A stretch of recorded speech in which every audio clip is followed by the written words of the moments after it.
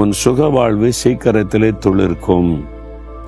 உங்களை பார்த்தா சொல்றார், என் மகளே உன் சுக வாழ்வு சீக்கிரத்திலே துளிர்க்கும், என் மகனே உன் சுக வாழ்வு சீக்கிரத்திலே துளிர்க்கும் என்று ஆண்டவர் வாக்கு கொடுக்கிறார். பட்ட மரம் மாதிரி ஆயிட்டங்க, என் வாழ்க்கையே பட்டு போச்சுங்க, எல்லாம் போச்சு, இழந்துட்டேன், பட்ட மரம் ஆயிட்டேன்னு நினைக்கிறீங்களா? அதை தேவன் துளிர்க்க பண்ணுவார். உங்க வாழ்க்கை திரும்ப துளிர்க்கும், செழிப்பாக மாறும், உங்க வாழ்க்கையில புதிய ஆரம்பம் உண்டாகும். அதைத்தான் ஆண்டவர் வாக்கு கொடுக்கிறார். உங்களுடைய சுக வாழ்வு, நீங்க சுகமா வாழ்ந்திருக்க போறீங்க.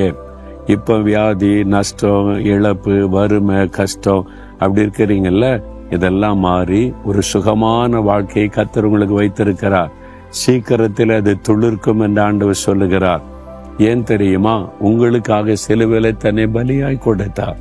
உங்களுடைய வாழ்க்கையை துளிர்க்க பண்ண, ஆசீர்வதிக்க தன்னையே சிலுவையிலே பலியாய் கொடுத்தார். பாவங்கள், சாபங்கள், வியாதிகள், வேதங்களை சிலுவையிலே சுமந்தார். இதெல்லாம் உனக்காகத்தானே மகளே, உனக்காகத்தானே மகனே, நான் இவ்வளவு பாடுபட்டேன், உன்னை ஆசீர்வதிக்க, உன் வாழ்க்கையை துளிர்க்க பண்ண, செழிப்பாக்கத்தானேன்னு ஆண்டவர் சொல்றார். நீங்க அதை விசுவாசிங்க. இயேசுவே, என் வாழ்க்கையை துளிர்க்க பண்ண, ஆசீர்வதிக்க நீங்க சிலுவையில எனக்காக மரிச்சீங்க, என் பாவ சாபத்தை சுமந்தீங்க, தோஷத்தை சுமந்தீங்க. உங்களுடைய வாக்குத்தத்தத்தின்படி ஆசீர்வதிங்க. சீக்கிரத்தில் என் சுகவாழ்வு துளிர்க்கும் என்பதை விசுவாசிக்கிறேன். அதை செய்யுங்கன்னு சொல்லுங்க, அற்புதம் நடக்கும். இன்றையிலிருந்து துளிர்க்க ஆரம்பிக்கும்.